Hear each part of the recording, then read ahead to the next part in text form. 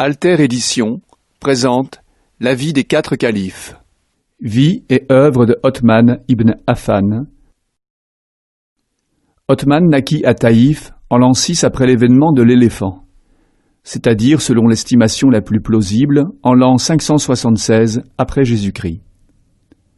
Sa grand-mère maternelle se nommait Al-Baïda Hakim, fille de Abd al-Muttalib. Sa grand-mère était donc une des tantes du prophète.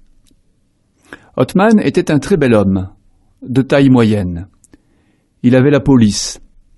As-Suyuti a rapporté que Othman était de peau blanche, d'autres, parmi les historiens contemporains, ont rapporté qu'il était brun, mais tous sont d'accord pour affirmer qu'il était un très bel homme.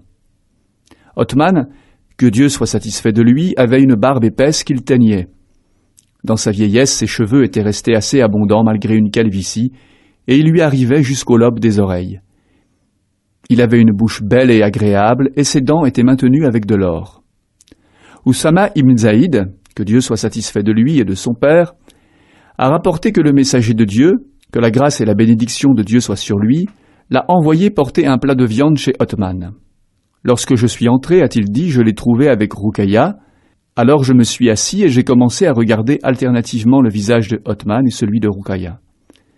Quand je suis revenu auprès du messager de Dieu, paix et bénédiction de Dieu soient sur lui, il m'a demandé si j'étais entré, si j'étais resté un moment auprès d'eux. Et il a ajouté, « As-tu vu 2 plus beaux visages ?» Je répondis, « Non, vraiment, prophète de Dieu. » Avant l'islam, Othman était quelqu'un de très respecté auprès de la tribu de Quraysh, vu sa filiation, mais aussi pour sa bonne réputation. Son indulgence et sa pudeur étaient connues de tous et lui avaient valu le respect de tous. Othman appartenait au clan des Banu Umayya de Quraysh. C'étaient les détenteurs de l'étendard de la tribu Qurayshite. Très tôt, Othman va s'adonner au commerce. Son commerce était très florissant et il devint vite très riche. Othman, que Dieu soit satisfait de lui, a eu pour épouse Ruqayya, la fille du prophète. Elle lui donna Abdallah, né pendant leur séjour en Abyssinie, quand ils y avaient immigré avec les premiers croyants. Abdallah mourut, semble-t-il, à l'âge de 6 ans, en l'an 4 de l'Hégire, c'est-à-dire une année après la mort de sa mère. La mort de Ruqayya, que Dieu soit satisfait d'elle, attrista Othman, d'autant plus qu'il perdait aussi son lien d'alliance avec le messager de Dieu. L'affection que le messager de Dieu, paix et bénédiction de Dieu soit sur lui, portait à Othman, le décida à lui donner pour épouse la plus jeune de ses filles, Kulthum, que Dieu soit satisfait d'elle. Kulthum mourut en l'an 9 de l'Hégire, sans avoir donné d'enfant à Othman. C'est son père, le prophète, paix et bénédiction de Dieu soit sur lui, qui a prié sur elle. Après sa mort, le messager de Dieu, paix et bénédiction de Dieu soit sur lui, a dit, « Si j'avais eu une 3e fille, j'aurais accordé sa main à Othman. » Sa conversion à l'islam. Othman fut l'un des premiers à répondre à l'appel de l'islam. Ce fut Abu Bakr, que Dieu soit satisfait de lui, qui l'invita. Quand il s'est converti, Othman avait dépassé la 30aine. On a rapporté qu'Abu Bakr avait rencontré Othman et lui avait dit « Malheur à toi, Othman, tu es censé être quelqu'un de ferme et de résolu, alors comment la vérité t'échappe-t-elle? Ces statues que ton peuple adore, ne sont-elles pas que des pierres inertes, qui n'apportent ni bienfait ni nuisance ?» Othman lui répondit « Si, c'est vrai. » Alors Abu Bakr lui dit « Voilà Mohammed ibn Abdallah, que Dieu a envoyé avec un message pour toutes ses créatures. Veux-tu aller l'entendre ?» Othman répondit « Oui. » Tout de suite après, il s'est présenté devant le prophète de Dieu, paix et bénédiction de Dieu soit sur lui. Le prophète lui a dit « Othman, réponds à l'appel de Dieu et à son paradis.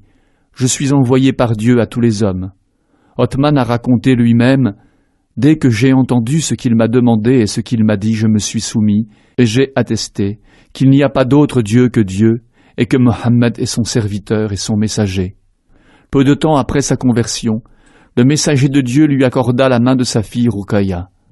En rejoignant Mohammed dans sa mission, Othman s'est attiré la colère de sa famille, et son oncle entreprit de le torturer pour qu'il rejette sa nouvelle foi. Il l'enchaîna et l'enferma, jurant qu'il ne le libérerait que lorsqu'il renoncerait à l'islam. Mais quand il s'aperçut qu'il campait sur ses positions, il le laissa partir. Othman a été rejeté par tous ses proches, même ses parents l'ont repoussé. Les Qurayshites qui l'aimaient devinrent ses ennemis déclarés. C'est dans ce contexte que Othman demandera au prophète, paix et bénédiction de Dieu soit sur lui, la permission de partir en Abyssinie avec le premier groupe d'émigrants qui fuyaient les persécutions de Quraysh, ce que le prophète lui accorda. C'est ainsi qu'il fut le premier musulman à émigrer et à délaisser tous ses biens pour la cause de Dieu, comme il fut le premier musulman à partir avec les siens pour Dieu. Sa première émigration en Abyssinie. Othman, que Dieu soit satisfait de lui, fut donc le premier musulman à partir pour l'Abyssinie avec les siens. Son épouse Ruqayya, fille du prophète, paix et bénédiction de Dieu soit sur lui, l'accompagnait. À un moment, on n'eut plus de nouvelles d'eux, et le prophète, paix et bénédiction de Dieu soit sur lui, fut inquiet, jusqu'à ce qu'une femme de Quraysh qui revenait d'Abyssinie l'informa qu'elle les avait aperçus. Le messager lui demanda de leurs nouvelles. La femme lui dit qu'il se portait bien et qu'elle avait vu Othman conduisant Ruqayya monter sur un âne. Alors le prophète, paix et bénédiction de Dieu soit sur lui, dit « Que Dieu soit avec eux ». Othman a été le premier homme à émigrer pour Dieu, avec sa famille, après Lot, le prophète de Dieu. La deuxième émigration en Abyssinie. La tribu de Quraysh voulait le retour des émigrants à tout prix. Ils avaient envoyé une délégation auprès du roi d'Abyssinie, mais le roi avait refusé de les leur remettre et de les expulser. Ils ont alors eu recours à la ruse. Les Qurayshites envoyèrent des personnes pour propager la fausse information que la Mecque s'était convertie à l'islam et que la situation des musulmans était devenue normale. Quand les musulmans se trouvant en Abyssinie entendirent cette nouvelle, beaucoup d'entre eux prirent le chemin de retour. Ce n'est qu'en arrivant tout près de la Mecque qu'ils apprirent qu'il ne s'agissait que d'un piège, cherchant à les ramener dans le pays pour se venger d'eux. Certains rebroussèrent chemin. D'autres entrèrent à la Mecque en cachette, alors que d'autres y sont entrés sous la protection de certains clans de Quraysh avec lesquels ils avaient des liens d'alliance. Othman, que Dieu soit satisfait de lui, fut parmi ceux qui firent demi-tour et retournèrent en exil. Il repartit avec sa femme Ruqayya. Ce fut la deuxième émigration en Abyssinie. L'émigration à Médine. Lorsque commença l'émigration à Médine, qui s'appelait encore Yatrib, Othman en fut informé et quitta sans attendre l'Abyssinie pour rejoindre le prophète, paix et bénédiction de Dieu soit sur lui, dans cette nouvelle terre d'islam. L'action de Othman au service de l'islam. Othman, que Dieu soit satisfait de lui, était très proche du prophète, paix et bénédiction de Dieu soit sur lui. Dès sa conversion, il fit preuve d'une sincérité exemplaire dans son engagement, et il l'a sans cesse montré du vivant du messager de Dieu, ainsi qu'après sa mort. Il a été présent auprès du prophète de Dieu, paix et bénédiction de Dieu soit sur lui, depuis le début de sa mission jusqu'à sa mort. Othman participa aux côtés de l'envoyé de Dieu, paix et bénédiction de Dieu soit sur lui, à toutes les batailles qui ont opposé les musulmans aux mécréants, sauf à la bataille de Badr, durant laquelle il est resté au chevet de son épouse Ruqayya, la fille du prophète, qui était très souffrante, et ce, à la demande du messager de Dieu. Ruqayya ne survécut pas à cette maladie, et le chagrin énorme qu'eut Othman poussa le messager de Dieu à lui donner en mariage sa fille Kulthum, que Dieu soit satisfait d'elle. Tenant compte du fait que Othman avait vraiment eu l'intention de participer à la bataille de Badr, le messager de Dieu lui réserva sa part de butin, comme à tous les autres combattants qui ont participé réellement à la bataille. Au cours de la 6e année de l'Hégire, le prophète, paix et bénédiction de Dieu soit sur lui, prit avec les musulmans le chemin de la Mecque pour aller visiter la Kaaba. Il voulut confier à Omar ibn al-Khattab la mission d'entrer en contact avec les Qurayshites et de les informer des raisons de sa visite. Mais Omar lui répondit « Prophète de Dieu, je crains pour ma vie, et aucun des Banu Adi ibn Kab ne voudra m'accorder sa protection, surtout que Quraysh sait combien je les hais. Mais je te recommande un homme qui pour eux a plus de mérite que moi, Othman ibn Affan. » Le prophète, paix et bénédiction de Dieu soit sur lui, convoqua Othman, et c'est lui qui l'envoya auprès d'Abu Sufyan et des autres notables de Quraysh, pour les informer qu'il ne venait pas en belligérant, mais uniquement pour visiter la maison de Dieu et lui rendre les honneurs qui lui étaient dus. Othman accepta la mission, se rendit à la Mecque et transmit à Quraysh le message du prophète de Dieu. Une fois sa mission accomplie, les Qurayshites lui proposèrent de se rendre dans l'enceinte de la Kaaba pour y accomplir les circonvolutions. Mais Othman refusa en disant « Je ne peux accomplir ce rite tant que le messager de Dieu n'a pas eu le droit de l'accomplir à son tour. » Alors, La tribu des Quraysh le garda prisonnier 3 jours. Le bruit de l'assassinat de Othman commença à circuler. Le messager de Dieu, paix et bénédiction de Dieu soit sur lui, dit alors « Nous ne quitterons pas les lieux tant que nous n'aurons pas livré bataille. » Le prophète demanda alors aux musulmans de renouveler leur pacte d'allégeance à Dieu et à son prophète et de prendre revanche si son ambassadeur avait réellement été tué. Par respect pour lui, le messager de Dieu prêta le serment d'allégeance en lieu et place de Othman, en mettant une de ses mains sur l'autre, et il pria « Seigneur, ton serviteur Othman est parti à ton service et au service de ton messager. » Quand Othman revint enfin, il prêta personnellement le serment de fidélité à Dieu et à son messager. Dieu le Très-Haut révéla à ce sujet « Dieu a été satisfait des croyants, quand ils t'ont juré fidélité sous l'arbre. Il sait quels sentiments les animaient. Il leur a insufflé une quiétude apaisante et leur donna en récompense une victoire immédiate. » Sourate 48, verset 18. La participation de Othman dans les batailles aux côtés du messager de Dieu n'a pas eu l'importance de celle de Abu Bakr, Omar, Ali ou Sa'd ibn Abi Waqqas ou Talha. Les historiens n'ont pas retenu l'image d'un Othman combattant, défiant les ennemis, tout comme nous n'avons pas d'informations sur des missions dont le prophète, paix et bénédiction de Dieu soit sur lui, l'aurait chargé lors d'opérations militaires. Nous savons toutefois que c'est vers lui que le messager de Dieu se tournait pour confier la direction de la cité de l'islam, Médine, quand il partait en guerre. Ceci dit, Othman, que Dieu soit satisfait de lui, était présent dans la bataille de Khaybar, dans la reprise de la Mecque, mais aussi à Taïf, à Tabouk. Il faut remarquer par ailleurs que les compagnons, de retour chez eux, après avoir participé aux différentes batailles, vaquaient à leurs occupations, excepté Abu Bakr, Omar, Othman et Ali, qui ne quittaient jamais le messager de Dieu. Toute leur vie était réglée sur l'activité du prophète et de ses déplacements. Othman, pour sa part, avait confié son commerce à quelqu'un qui en assurait la gérance et avait prévu dans sa maison un fonds spécial réservé aux dépenses de l'État. Chaque fois qu'un besoin urgent d'argent se manifestait, Othman était toujours là pour le combler. Othman faisait partie des confidents du prophète à qui il confiait des secrets. Hafsa, que Dieu soit satisfait d'elle, a raconté que lors de la dernière maladie du prophète, paix et bénédiction de Dieu soit sur lui, celui-ci perdit connaissance. Elle demanda à Aïcha si le messager de Dieu était mort. Celle-ci lui répondit qu'elle ne savait pas. Puis le messager de Dieu reprit connaissance, et il ordonna que l'on fasse entrer celui qui était venu le voir. Hafsa rappela plus tard cet incident à Aïcha. « Je t'avais demandé s'il s'agissait de mon père, Omar, ou du tien, Abu Bakr. Mais quand on ouvrit, c'était Othman. » Le prophète lui demanda de s'approcher de lui. Othman se pencha sur lui, et le prophète commença à lui chuchoter quelque chose à l'oreille, puis il lui demanda « Tu as compris ?» Othman répondit que oui. Le prophète lui demanda de s'approcher de nouveau et lui chuchota quelque chose, puis il lui demanda « Tu as compris ce que j'ai dit ?»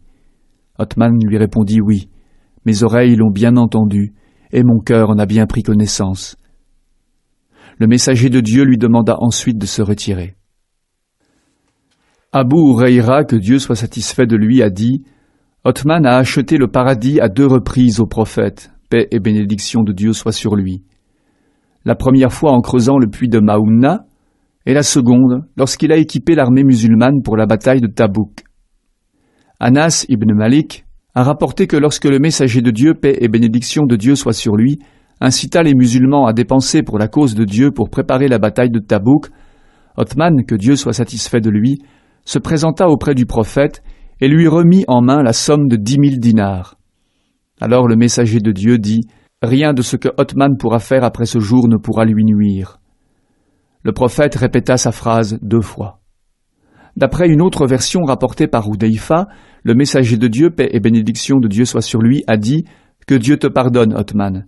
Ce que tu auras formulé au fond de toi-même ainsi que ce que tu aurais pu commettre en public, et tout ce que tu pourras éventuellement commettre, et ce jusqu'au jour de la résurrection. » Othman, que Dieu soit satisfait de lui, a équipé le tiers de l'armée en fournissant 950 chameaux et 50 chevaux. Le messager de Dieu, paix et bénédiction de Dieu soit sur lui, a dit « Celui qui équipe cette armée en ce moment difficile aura le paradis. » Il faut en effet savoir qu'on a appelé ainsi cette bataille de Tabouk parce qu'elle a eu lieu durant l'été torride d'une année de sécheresse et de disette. Le prophète, paix et bénédiction de Dieu soit sur lui, avait été informé que les Byzantins, que les musulmans commençaient à inquiéter, se préparaient à attaquer l'Arabie. Or, les musulmans manquaient d'équipement. C'est pourquoi le messager de Dieu les incita à participer massivement à cette bataille et à approvisionner l'armée. La situation était très difficile. Chaque musulman donna selon ses moyens, même les femmes firent don de tous leurs bijoux, mais cela ne suffisait pas. Alors le messager de Dieu a prononcé cette fameuse parole: « Celui qui équipe l'armée en ces moments difficiles obtiendra le pardon de Dieu. » Ce fut Othman qui répondit à l'appel et qui reçut donc cet honneur et cette gratification. Quant à l'histoire du puits, appelé puits de Maouna, il s'agissait d'un puits que détenait un juif qui exploitait les musulmans en leur vendant l'équivalent d'une outre, comme s'il leur vendait la quantité de 18 litres. Alors le messager de Dieu souhaita qu'un de ses compagnons l'achète pour faciliter la vie des musulmans. Othman se pressa de répondre à ce souhait et proposa à son propriétaire de le lui vendre. Ce dernier préféra ne lui en vendre que la moitié, ce que ce dernier accepta pour une somme de 12 000 dirhams. L'accord stipulait que Othman en disposerait un jour et le juif le jour suivant. Alors les musulmans prirent leur disposition pour s'approvisionner d'eau pour 2 jours, quand c'était le tour de Othman. En constatant le déficit qu'il faisait, l'associé juif proposa à Othman de lui vendre l'autre moitié. Othman accepta, et c'est ainsi qu'il mit le puits à la disposition des habitants de Médine, sans qu'ils ne doivent payer son exploitation. Othman, que Dieu soit satisfait de lui, a aussi répondu à l'appel du messager de Dieu quand il fut question d'agrandir la mosquée à Médine. Quand le prophète s'aperçut que sa mosquée ne pouvait plus contenir tous les musulmans qui s'y présentaient pour prier, il souhaita que l'un de ses compagnons achète les parcelles de terre avoisinantes. Othman contacta les propriétaires et les acheta à un prix très élevé, estimé à 15 000 dirhams. Quand le prophète de Dieu, paix et bénédiction de Dieu soit sur lui, reprit la Mecque, il suggéra l'agrandissement de l'enceinte de la mosquée sainte. Il demanda aux voisins de la Kaaba s'ils voulaient bien faire don de leur maison pour l'agrandissement de la mosquée.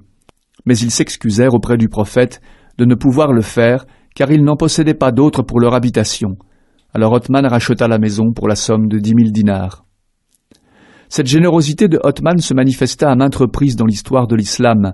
Au temps du calife Abou Bakr, que Dieu soit satisfait de lui, une disette toucha tout le pays et les musulmans en souffrirent. Les gens de Médine se présentèrent auprès du calife pour se plaindre, et le calife leur dit « Si Dieu le veut, avant demain soir, l'aide de Dieu vous parviendra. » Le lendemain, des caravanes appartenant à Othman arrivèrent. Les commerçants se présentèrent pour acheter.